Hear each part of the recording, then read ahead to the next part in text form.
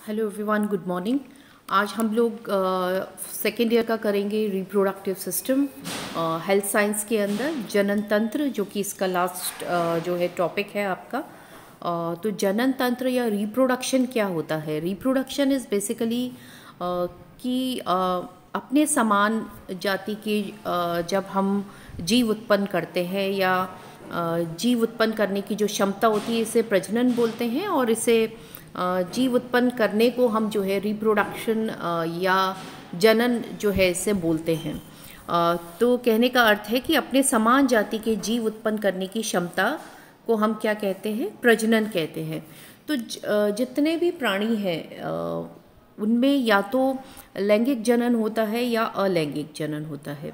जितने ज़्यादा प्राणी जो हैं वो विकसित होते जाते हैं, उनमें जो जनन प्रक्रिया है वो लैंगिक की ओर अग्रसर होती है, और जो कम विकसित प्राणी हैं उनमें अलैंगिक जनन जो है वो पाया जाता है। अब मनुष्य क्योंकि एक विकसित प्राणी है, तो इसमें जो है लैंगिक जनन पाया जाता है, और लिंग के आधार पर मनुष्य को हम दो उसमें जो है डिवाइड कर देते हैं, जिसे हम कहते हैं नर और मादा। तो ये जो नर और मादा है, इनके अंदर नर के अंदर जो है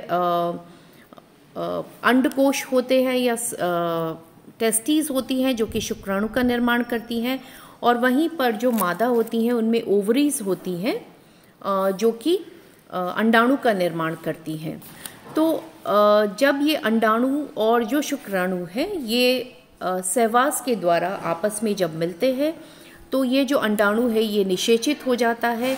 इस प्रक्रिया को हम फर्टिलाइजेशन या निषेचन बोलते हैं, और इसे हम निषेचित या फर्टिलाइज्ड ओवम जो है कहते हैं। ये जो फर्टिलाइज्ड ओवम है या जो निषेचित अंडाणु है, वो फेलोपियन ट्यूब्स या अंडवाहिनी से होता हुआ, आगे हम चित्र में इसको दोबारा से डिस्कस करेंगे जब आप चित्र देखेंगे। ये केवल एक इंट्रोडक्शन है, एक बेसिक कॉन्सेप्ट आपको मैं देना चाहती हूँ शुरू में। तो ये फेलोपियन ट्यूब से या अंडवाहिनी नलिकाएं होती हैं, वहाँ से निकलकर ये जो है गर्भाशय की जो वॉल है, गर्भाशय की जो दीवार है, उसके अंदर ये पुनः स्थापित हो जाता है, ये जो फर्टिलाइज्ड ओवम है। और इस प्रक्रिया को जब ये विस्थापित हो जाता है, और या इसे अंग्रेजी में हम कहते हैं when it is embedded in the wall of the uterus, इसी को हम कॉन्सेप्शन बोलते हैं या गर्भधारण बोलते हैं। गर्भावस्था की, जैसे कि हम लोग सब जानते हैं कि 280 दिन की मनुष्य के अंदर जो है गर्भावस्था होती है, या इसे हम कह सकते हैं 9 माह और 9 दिन की जो है गर्भावस्था होती है, और उसके बाद जो है एक नए प्राणी का जन्म होता है। तो सबसे पहले हम जो है डिस्कस करेंगे मेल रिप्रोडक्टिव सिस्टम या जो पुरुष जनन अंग हैं उनकी हम बात करें। तो जैसे कि चित्र में आप देख रहे हैं कि इसमें जो है सब अंगों को जो है इनको जो है नामांकित किया गया है। तो इसमें हम सबसे पहले हम शुरू करेंगे टेस्टीज़। टेस्टीज़ जो कि आप देखेंगे नीचे की ओर है, और टेस्टीज़ जो है वो,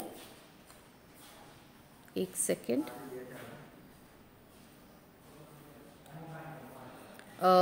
यहाँ पे अगर आप देखेंगे तो इसे हम टेस्टीज़ बोलते हैं। तो टेस्टीज़ या वृषण या ये अंड ग्रंथियाँ भी कहलाती हैं। ये जो टेस्टीज़ होती हैं ये वृषण कोश या स्क्रोटम सैक जिसे बोलते हैं, या थैली समान आकृति होती है, जो कि 2 होती हैं। और ये टेस्टीज़ जो है ये ओवल शेप होती हैं, जिनकी की लेंथ है 4.5 सेंटीमीटर, थिकनेस अगर इसकी हम देखें तो 2.5 सेंटीमीटर, विड्थ जो है इसकी 3 सेंटीमीटर होती है, और ये स्क्रोटम सैक या वृषण कोश में अवस्थित होती हैं। और ये जो आप टेस्टीज़ होती है ये अटैच होती है स्पर्मेटिक कॉर्ड से, जो है स्क्रोटल सैक जिसे बोलते हैं, या थैली जिसके अंदर ये रहती है, तो उससे जो है स्पर्मेटिक कॉर्ड से ये जुड़ी रहती है। ये जो है पेनिस की जड़ में जो है या शिशन की जड़ के अंदर जो है ये अवस्थित रहते हैं। दोनों वृषण के बीच में जो है एक झिल्ली पाई जाती है, जो दोनों वृषण को एक दूसरे से पृथक करती है। टेस्टीज जो हैं वो उनसे ट्यूब्स निकलती हैं। इन ट्यूब्स को हम शुक्र वाहिका बोलते हैं या वास डेफरेंस बोलते हैं। इस वास डेफरेंस से होते हुए ये वास डेफरेंस से टेस्टिस क्या बनाती हैं? शुक्राणु बनाती हैं। तो ये शुक्राणु जो है टेस्टिस से होते हुए, आप अगर इसमें देखेंगे टेस्टिस और फिर ये है वास डिफरेंस, और वास डिफरेंस से होते हुए ब्लैडर के पास में ये दो छोटी जो है ट्यूब थैलीनुमा आकृति जो होती है, जिसे हम सेमाइनल वेसिकल्स बोलते हैं, इसके अंदर आकर ये एकत्रित हो जाते हैं शुक्राणु, और वहाँ से दो छोटी ट्यूब्स से जो है ये, और इजैकुलेटरी डक्ट से होते हुए ये जो पेनिस है उससे बाहर जो है सीमन जो है वो निकाल दिया जाता है, जिसके अंदर की शुक्राणु रहते हैं या स्पर्म्स होते हैं। अब जो नेक्स्ट ऑर्गन है जिसकी हम बात करेंगे वो है आपकी शुक्र वाहिनी और या वास डिफरेंस। वास डिफरेंस जो है जैसे कि हमने इसमें देखा है, आप यहाँ पर फिर से देखें तो वास डिफरेंस जो है ये एक नलिका है या एक ट्यूब समान आकृति है। तो ये जो वास डिफरेंस है इसका मुख्य कार्य रहता है कि ये जो शुक्राणु है उसको मूत्र मार्ग से बाहर निकालता है। तो इसका मुख्य कार्य है शुक्राणुओं को शरीर के बाहर निकालना। तो जो शुक्र वाहिनी है या जिसे हम अंग्रेजी में वास डिफरेंस बोलते हैं, शुक्र नलिकाएं जो हैं आपस में मिलके एक जाल बनाती हैं जिसे रीटी टेस्टिस बोलते हैं। ये जो रीटी टेस्टिस हैं इनसे कुछ अपवाही नलिकाएं निकलती हैं जिसे हम क्या बोलते हैं? एपिडिडमिस बोलते हैं। एपिडिडमिस, ये ठीक है, इसे हम एपिडिडमिस बोलते हैं या अधिवृषण वाहिनी इसे हम बोलते हैं। ये अधिवृषण वाहिनी जो है ये आगे चलकर एक डक्ट के समान संरचना बनाती है या एक नलिका बनाती है। इसी नलिका को जो है हम शुक्र वाहिनी या वास डिफरेंस बोलते हैं। जैसे कि आप यहाँ पर देख सकते हैं, ये नलिका जो है ये यहाँ से निकली है, ठीक है, यहाँ से ये एपिडिडमिस से स्टार्ट होती है और उसके बाद ये नलिका आप ये देखेंगे पूरा, और फिर पेनिस की जड़ के अंदर यहाँ पर दो थैलियों के अंदर जिसे समाइनल वेसिकल बोलते हैं वहाँ पर ये एकत्रित हो जाती है। शुक्र वाहिनी जो है आगे चलकर जो है एब्डोमिनल कैविटी में, जैसे कि आप देख रहे हैं ऊपर की तरफ जा रही है, यहाँ आप देखेंगे तो ये एब्डोमिनल कैविटी के अंदर पहुँच जाती है और वहाँ से निकल के ये मूत्र मार्ग या यूरेथ्रा है ना, ये मूत्र मार्ग है या यूरेथ्रा है, यहाँ से होते हुए यूरिनरी ब्लैडर के नीचे खुलती है, और जिसमें जब यहाँ पर जो है इजैकुलेटरी डक्ट होती है या स्खलनीय नलिकाएं होती हैं जिनके द्वारा ये जो शुक्राणु है ये या स्पर्म्स जो है ये सीमेन के साथ में बाहर निकाल दिए जाते हैं। अगर हम शुक्र वाहिनी का एक बार फिर से कार्य देखें तो ये इसका कार्य है शुक्राणुओं को मूत्र मार्ग से बाहर की ओर निकालना, ठीक है। इसके अलावा जो तीसरा जो अंग हम इसके अंदर देखेंगे, तीसरा जो पार्ट है वो है आपका शुक्राशय या समाइनल वेसिकल्स। समाइनल वेसिकल्स जैसे कि मैं फिर से एक एरो देती हूँ आपको यहाँ पर, ये जिसकी हम बात कर रहे हैं, ये छोटी जो है थैली के सदस्य जो है ये आकृति होती है। एक बार फिर से करेंगे क्योंकि बहुत ज़्यादा जब आपके एरोज़ आ जाएंगे तो आपको दिक्कत होगी उसको देखने में। तो ये जो है थैली समान जो है सेमाइनल वेसिकल्स जो हैं ये संरचना होती है, बैग लाइक होती हैं, और जो कि दोनों शुक्र वाहिनियों के छिद्र जो होते हैं या समाइनल वेसिकल्स जो होती हैं उसके छिद्र के आसपास और मूत्र मार्ग के जो यूरेथ्रा होता है उसके आधार भाग में खुलती हैं। इसका कार्य क्या होता है? शुक्राशय का या समाइनल वेसिकल्स का कार्य होता है ये गाढ़ा चिपचिपा द्रव जो है वो बनाती हैं या उसका स्रवण करती हैं, और ये जो वीर्य है या सीमन है उसका अधिकांश भाग ये जो द्रव है वो बनाता है।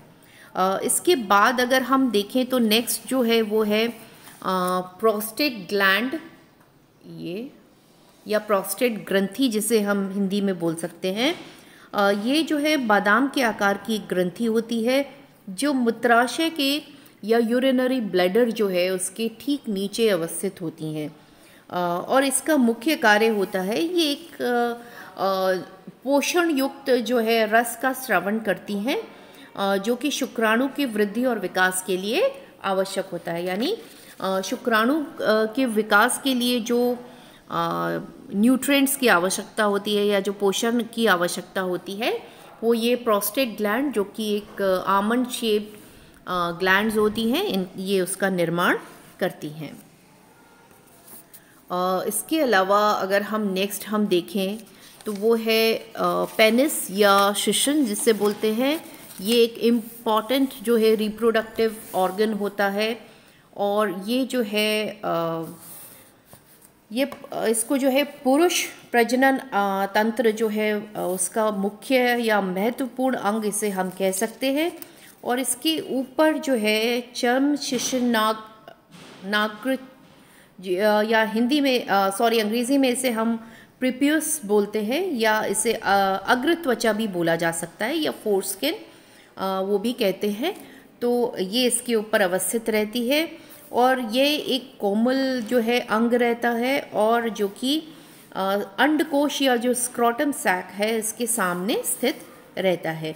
इसी के द्वारा जो है मैथुन की क्रिया जो है वो की जाती है। मैथुन करते समय जो शुक्राणु है शुक्र वाहिकाओं द्वारा मूत्र मार्ग से होते हुए शिशन के बाहर या पेनिस के बाहर निकाल दिए जाते हैं।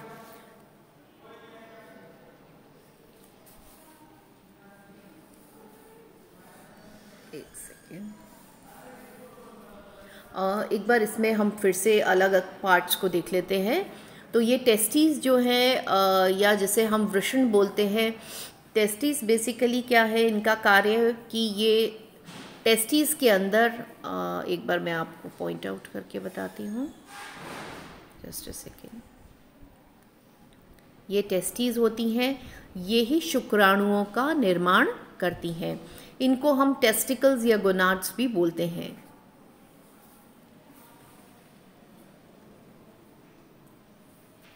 सॉरी,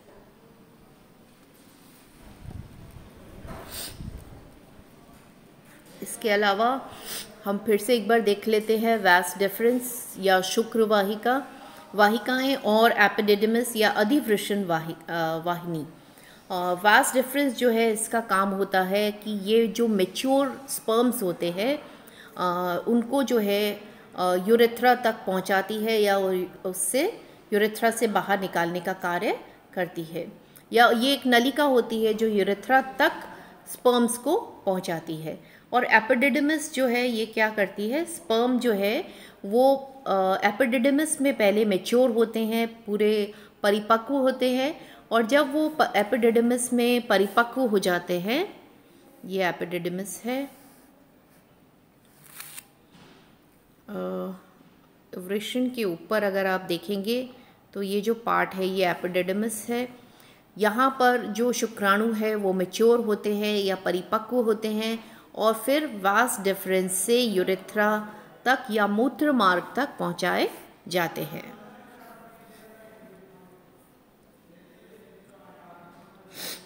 समाइनल वेसिकल्स या शुक्राशय जो है बेसिकली एक थैली समान जो है संरचना है, जहाँ पर कि जो भी परिपक्व जो वो रहते हैं शुक्राणु वो उसमें एकत्रित रहते हैं। समाइनल वेसिकल्स जो है ये वास डिफरेंस से जुड़ा रहता है।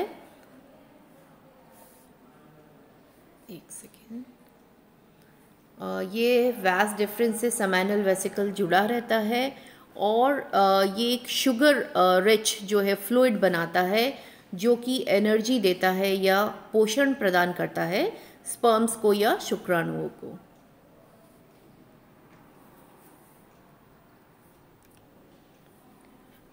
इसके बाद अगर हम बात करें यूरेथ्रा या मूत्र दंडिका का, तो ये जो है ये एक ट्यूब होती है जो कि यूरिन को शरीर के बाहर निकालने का कार्य करती है, और ब्लैडर से जो है यूरिन को लेती है और शरीर के बाहर निकालने का काम करती है। ब्लैडर या जिसे हम बोलते हैं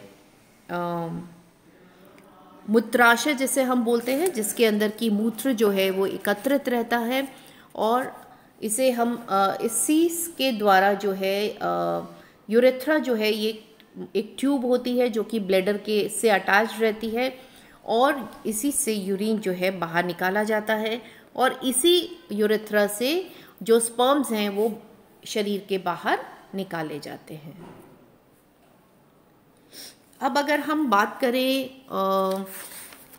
स्पर्म्स की या शुक्राणु, इसकी क्या संरचना रहती है, तो शुक्राणु की संरचना को अगर हम देखें तो इसको शुक्राणु को हम 4 मुख्य भागों में जो है विभाग कर सकते हैं। तो ये 4 मुख्य भाग इसके कौन कौन से होते हैं?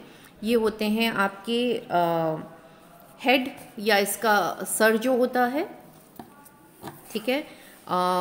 ये हेड जो है स्पर्म का वो ओवल होता है और पॉइंटेड होता है। फिर दूसरा इसको हम नेक, नीचे अगर हम देखें तो इसका सकरा भाग जिसे हम नेक या ग्रीवा बोलते हैं। फिर तीसरा इसका भाग होता है बॉडी या काय, जिसमें कि रिंग शेप जो है स्ट्रक्चर्स पाए जाते हैं या गोल आकृति के रिंग शेप जो है, रिंग आप समझते हैं, मुद्रिका या ये इस तरीके की संरचनाएं जो है इसके ऊपर पाई जाती हैं। और इसका जो लास्ट पार्ट होता है वो एक लॉन्ग सिलेंड्रिकल टेल होती है या जिसे हम पूंछ बोलते हैं। ये इसके मुख्य भाग होते हैं। अब हम थोड़ा बहुत जो है इसके बारे में जानते हैं कि शुक्राणु जो है ये अगर हम इसे कहें तो सूक्ष्म और लंबी और सर्पाकार संरचना जो है ये होती है। जैसे कि आप इस चित्र में देख सकते हैं, परिपक्व शुक्र जो है इसकी लंबाई करीब 5 माइक्रोन के करीब होती है। और शुक्राणु को जो है जैसे कि मैंने बताया कि 4 भागों में हम विभक्त कर देते हैं, जो कि है सिर या हेड, ग्रीवा या उसकी नेक, बॉडी या काय और टेल या पूंछ, ठीक है। अब अगर हम इसके बारे में कुछ फैक्ट्स जानें शुक्राणु के बारे में, तो प्रत्येक जो है मैथुन के उपरांत जो है 3 to 4 cc जो है वीर्य जो है वो निकलता है या सीमेन जो है वो पास आउट किया जाता है। और जिसके अंदर की 200 से 300 मिलियन शुक्राणु जो हैं वो होते हैं।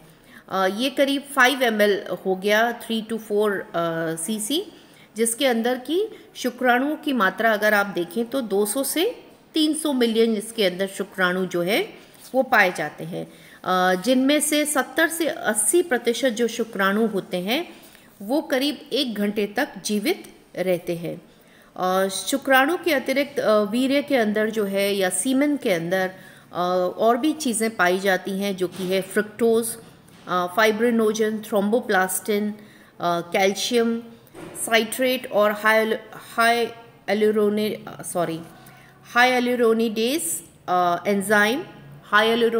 एंजाइम जो है ये पाया जाता है। और ये एंजाइम जो है ये मैच्योर ओवम को विभेदित करने का कार्य करता है। इस एंजाइम से जो ओवम की अंडाणु की जो बाहरी दीवार होती है उसको ये तोड़ देता है या विभेदित करता है, जिससे कि शुक्राणु अंडाणु के अंदर प्रवेश कर सके। तो ये हमारे कुछ फैक्ट्स हैं शुक्राणु के बारे में।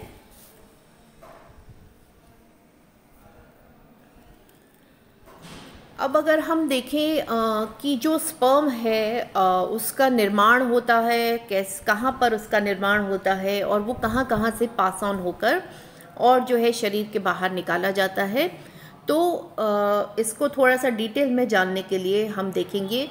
ये नंबरिंग जो है इसके अंदर किया गया है, जहाँ पे शुक्राणु जो है बनता है और पास ऑन होता है, उसकी हम कहेंगे एक तरह से स्पर्म की एक जर्नी के बारे में हम जानते हैं इस चित्र के द्वारा। तो हम देखेंगे कि सबसे पहले जो शुक्राणु है वो टेस्टिस के अंदर उनका निर्माण होता है। टेस्टिस के बाद एपिडिडमिस जो है अधिवृषण जो होता है, जो आप देख रहे हैं एक पिंक कलर की संरचना जो है आपको दिखाई दे रही होगी, ये एपिडिडमिस। यहाँ पर जो शुक्राणु है वो मैच्योर होते हैं या यहाँ पर हम कहेंगे कि ये मैच्योर या और विकास करते हैं। इसके बाद जो है एपिडिडमिस से होते हुए वास डिफरेंस से होते हुए ये जो है सेमाइनल वेसिकल, एपिडिडमिस के बाद में जो है ये वास डिफरेंस, और वास डिफरेंस से समाइनल वेसिकल जो कि थैली समान संरचना है, यहाँ पर आकर जो है एकत्रित हो जाते हैं। समाइनल वेसिकल्स के बाद हम प्रोस्टेट ग्लैंड की बात करें, जो कि हमने बात की थी कि आमंड शेप जो है ग्रंथियाँ होती हैं या बादाम की आकृति की ग्रंथियाँ होती हैं, जो कि एक द्रव्य बनाती हैं, जो कि जो स्पर्म्स हैं उनको पोषण प्रदान करते हैं। तो ये है आपकी प्रोस्टेट ग्लैंड्स। इसके बाद जो है जो मैच्योर जो स्पर्म्स होते हैं वो यूरेथ्रा से होते हुए पेनिस से शरीर के बाहर निकाल दिए जाते हैं। तो ये है एक स्पर्म की जर्नी कि किस तरीके से स्पर्म का या शुक्राणु का निर्माण होता है और किस तरीके से उसकी पूरी जर्नी होती है। अब जो नेक्स्ट जो है हम बात करेंगे स्त्री प्रजनन अंगों की या फीमेल रिप्रोडक्टिव सिस्टम की। फीमेल रिप्रोडक्टिव सिस्टम में जो आंतरिक या इंटरनल ऑर्गन्स हैं, जो मुख्य इंटरनल ऑर्गन्स हैं वो ये हैं, जो कि सबसे पहला है वेजाइना, फिर है सर्विक्स, फैलोपियन ट्यूब्स और यूट्रस या गर्भाशय और ओवरीज या अंडकोश जिसे हम बोलते हैं। इसके गर्भाशय अंडकोश या डिंब वाहिनी हम बोलते हैं, आपकी अंड या डिंब वाहिनी हम बोलते हैं फैलोपियन ट्यूब्स को। इसके अलावा सर्विक्स को जो है हम बोलते हैं हिंदी में, अभी आगे आएगा तो मैं आपको और बताऊंगी, योनि को हम बोलते हैं वजाइना। तो ये हमारे मुख्य जो है स्त्री प्रजनन अंग जो है वो होते हैं। नेक्स्ट स्लाइड में हम देखते हैं वजाइना जो है या इसे हम योनि बोलते हैं, जो कि एक कैनाल या एक ट्यूब के आकृति की जो है एक संरचना होती है, जो कि बेसिकली बाहर से जो है सर्विक्स के द्वारा जो है जुड़ी रहती है। ये जो सर्विक्स जो है सर्विक्स के द्वारा बाहर की ओर जुड़ी रहती है और इसे जो है वजाइना को हम बर्थ कैनाल भी बोलते हैं, यानी इसी के द्वारा जो है गर्भावस्था पूर्ण होने पर जो है डिलीवरी या हम कहेंगे कि बच्चे का जन्म जो होता है वो इसी कैनाल के द्वारा होता है। इसके अलावा जो मुख्य भाग है फीमेल जो है रिप्रोडक्टिव सिस्टम का, वो है यूट्रस या गर्भाशय जिसे हम बोलते हैं। गर्भाशय जो है वो एक हॉलो ऑर्गन है या एक खाली थैली समान है। अगर हम देखें तो ये सामान्य अवस्था के अंदर ये कॉन्ट्रैक्टेड रहता है, हॉलो ऑर्गन है, जो कि जब फीटस की ग्रोथ होती है, निषेचन की क्रिया के बाद ओवम जो है इसी की दीवार के अंदर एम्बेडेड होता है या अवस्थित रहता है और यहीं पर उसका विकास होता है, फीटस का विकास होता है और ये जो है धीरे धीरे अपने साइज में भी एक्सपैंड करता जाता है। तो ये एक हॉलो या हम कहेंगे एक खोखला जो है एक अंग जो है वो होता है। इसके अलावा अगर हम बात करें तो यूट्रस के दोनों ओर जो है ओवरीज रहती हैं। ओवरीज को हम जो है अंडाणु या अंडाशय बोलते हैं। ओवरीज को अंडाशय बोलते हैं और इसी ओवरीज का कार्य रहता है कि ये एग्स का या ओवम का निर्माण करते हैं या अंडाणु का निर्माण करती हैं और जो है हार्मोन्स का भी, ये स्त्री हार्मोन्स का भी निर्माण करती हैं। इसके अलावा हम देखें तो ये ओवल शेप होती हैं या जो है ओवल शेप जो है एक ग्लैंड्स होती हैं या ग्रंथियां होती हैं, जो कि यूट्रस के दोनों ओर अवस्थित होती हैं।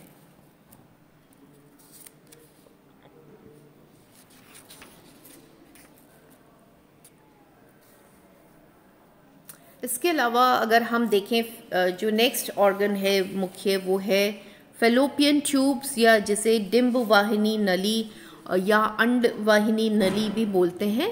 कहने का मतलब है कि जब ओवरीज जो है वो अंडाणु का निर्माण कर देती हैं, अंडाशय जो है वो अंडाणु का निर्माण कर देते हैं, तो ये अंडाणु जो है इन ट्यूब लाइक या ये नली के समान संरचनाएं जिसे हम फैलोपियन ट्यूब्स बोलते हैं, उनसे होती हुई ये यूट्रस में जो है आ जाती हैं। निषेचन की क्रिया जो होती है वो फैलोपियन ट्यूब्स में ही होती है या डिंबवाहिनी नलिकाओं के अंदर ही निषेचन की क्रिया होती है। कहने का मतलब स्पर्म और ओवम जो है यहीं पर मिलते हैं। उसके बाद ओवम जब फर्टिलाइज हो जाता है तो ये आकर जो है ovary, just a second,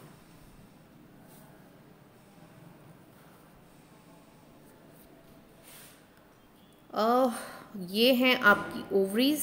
ovaries जो है अंडाणु का निर्माण करती हैं और ये अंडाणु जो है फैलोपियन ट्यूब्स से होते हुए और यूट्रस में आ जाते हैं। ये है यूट्रस, सॉरी। तो यूट्रस में फैलोपियन ट्यूब्स के अंदर जो है निषेचन की क्रिया होती है और उसके बाद ये यहाँ पर आकर इसकी यूट्रस कहे या गर्भाशय की दीवार के अंदर ये अवस्थित हो जाता है, जो कि निषेचित अंडाणु होता है और यहीं पर जो है फीटस का जो विकास है वो होता है। अगर हम नेक्स्ट उसको देखें, अगर हम देखें जैसे कि हमने स्पर्म की जर्नी देखी थी कि कहाँ स्पर्म का निर्माण होता है ना, और फिर कहाँ से वो उसको इजैकुलेट किया जाता है। तो अब हम देखेंगे कि एक एग सेल या एक ओवम का या अंडाणु का क्या जर्नी रहती है या क्या यात्रा उसकी होती है, या कहेंगे कि कहाँ पर उसका निर्माण होता है और किस किस तरीके से उसमें आगे विकास होता है। तो हम इसमें देखेंगे सबसे पहले जो है, एक सेकेंड, ओवरीज के अंदर जो है अंडाणु का निर्माण होता है। ओवरीज से निर्माण होकर, और ये दो ओवरीज हैं, है ना, ये दो ओवरीज हैं। ओवरीज से निर्माण होता है अंडाणु का, ये ग्रंथियां हैं ओवरीज जिसे हम बोलते हैं, और यहाँ से ये फैलोपियन ट्यूब्स जो है, ये दोनों तरफ फैलोपियन ट्यूब्स होती हैं। इनसे होते हुए ये जो अंडाणु है, अगर इस समय पर जो है निषेचन होता है या फर्टिलाइजेशन होता है तो ये फैलोपियन ट्यूब्स में हो जाता है। उसके बाद ये अंडाणु जो है, और सामान्य अवस्था के अंदर भी ओवरीज से निर्माण होकर फैलोपियन ट्यूब से होते हुए और जो है ये यूट्रस में आ जाता है। अगर यूट्रस तक जो है इस निषेचन की क्रिया नहीं होती है तो ये मेंस्ट्रुएशन या माहवारी जिसे हम बोलते हैं, तो महीने में जो है ये पूरा जब विकास हो जाता है और निषेचन नहीं होता है, उस अवस्था के अंदर ये सर्विक्स से होते हुए वेजाइना से शरीर के बाहर ये जो ओवम है उसको डिस्कार्ड कर दिया जाता है या उसको शरीर के बाहर निकाल दिया जाता है, जिसे हम माहवारी सामान्य उसमें बोलते हैं। और अगर इसमें निषेचन की क्रिया हो जाती है, जो कि निषेचन कहाँ होता है, जैसे कि मैंने बताया फैलोपियन ट्यूब्स में, तो ये यूट्रस की वॉल के अंदर एम्बेडेड हो जाता है और यहाँ पर इसका विकास आरंभ हो जाता है और 9 महीने तक ही यूट्रस के अंदर इसका विकास होता है और फिर ये सर्विक्स से होते हुए वजाइना से शरीर के बाहर जो है डिलीवर कर दिया जाता है।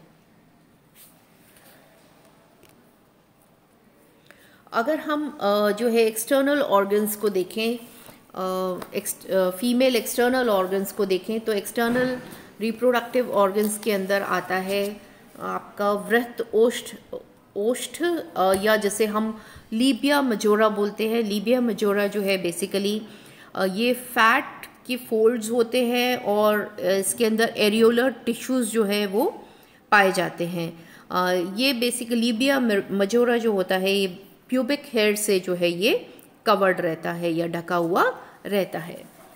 इसके बाद जो दूसरा भाग है, हम इसको मार्क कर लेते हैं, तो ये है लीबिया मजोरा।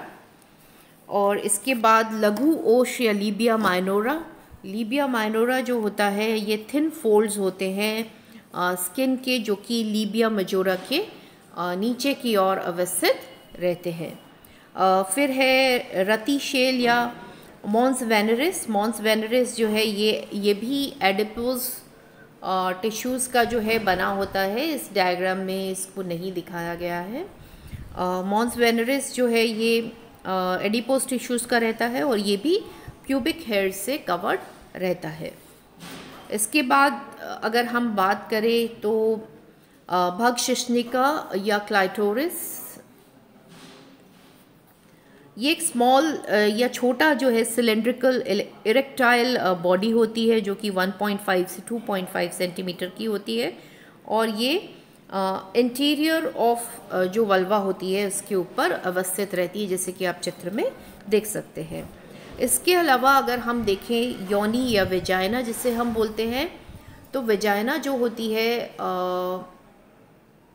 ये यहाँ पर, ठीक है, ये एक कैनाल या जैसे हमने पीछे जो चित्र गया उसके अंदर हमने देखा था, ये एक नली या एक कैनाल होती है जो कि जिसका डायमीटर होता है 2.5 सेंटीमीटर, जो इसका डायमीटर होता है और इसमें कैपेसिटी होती है कि ये डिलीवरी के टाइम या बच्चे के जन्म के समय पर ये एक्सपैंड हो जाती है या ये आकृति में बड़ी हो जाती है या खुल जाती है।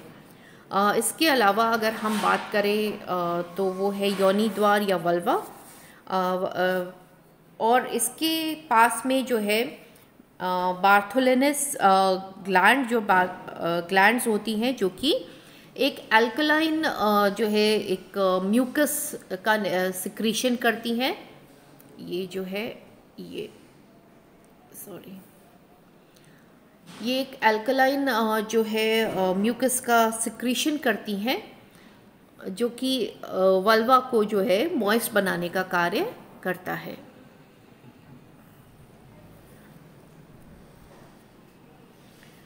इसके अलावा फिर से अगर हम देखें तो निषेचन या फर्टिलाइजेशन एक छोटे से उसमें अगर हम समझें तो क्या होता है कि जब मेल और फीमेल, मेल से जो है स्पर्म्स और फीमेल से जो है ओवम्स जब मिलते हैं तो उसे हम फर्टिलाइजेशन या निषेचन बोलते हैं। इस चित्र के अंदर अगर आप देखेंगे मेल और फीमेल जो फर्टिलाइजेशन है, मेल और फीमेल जब मिलते हैं तो फर्टिलाइजेशन होता है। इसके अंदर चित्र के अंदर आप देखेंगे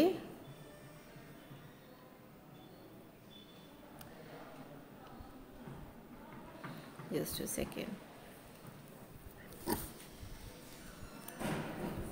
तो ये है एग सेल या ओवम और ये स्पर्म्स जो हैं इसमें आप देखेंगे यहाँ पे एंटर कर रहे हैं। इसको जो है थोड़ा सा बड़ा करके यहाँ एक्सपैंड करके यहाँ पर दिखाया गया है कि स्पर्म जो है वो कैसे एग सेल के अंदर एंटर कर रहे हैं। हमने बात की थी अभी जब हमने स्पर्म्स के बारे में जाना तो हमने बात की कि करीब 200 से 300 मिलियन जो है शुक्राणु या स्पर्म्स होते हैं जिनमें से केवल एक ही जो है वो एंटर करता है। तो ये इसमें आप चित्र में देखेंगे कि ये किस तरीके से जो है ओवम की जो वॉल है या बाहरी दीवार है उसको ये एंजाइम के द्वारा जो है, एंजाइम था आपका हाइएलुरोनिडेज एंजाइम जो कि सिक्रीट होता है इस समय, और ये जो ओवम है उसकी दीवार को विभेदित कर देता है या खोल देता है, तोड़ देता है, और ये जो स्पर्म है ये अंडाणु के अंदर प्रवेश कर पाता है जिससे कि निषेचन की क्रिया होती है। ये फिर से वही सब पॉइंट्स हैं जो कि हमने बात किया कि जो fertilization of an egg by sperm जो है वो नॉर्मली जो है वो फेलोपियन ट्यूब्स के अंदर होता है, जैसे कि मैंने आपको बताया निषेचन की क्रिया फेलोपियन ट्यूब्स के अंदर होती है, अंडवाहिनी नलिका के अंदर, और वहाँ से जो फर्टिलाइज्ड एग है इसे हम जो निषेचन के बाद जो अंडाणु होता है उसे हम जाइगोट बोलते हैं, और ये जाइगोट जो है उसके बाद यूट्रस में या गर्भाशय में चला जाता है और यहाँ पर ये गर्भाशय की दीवार में अपने आप को व्यवस्थित कर लेता है या it is embedded in the wall of uterus, जहाँ पर कि ये आगे इसके अंदर डेवलपमेंट होता है, ये मैच्योर होता है और एक फीटस का निर्माण होता है। तो ये था हमारा प्रजनन तंत्र या रिप्रोडक्टिव सिस्टम। नेक्स्ट क्लास में हम लोग नेक्स्ट टॉपिक देखेंगे। Thank you.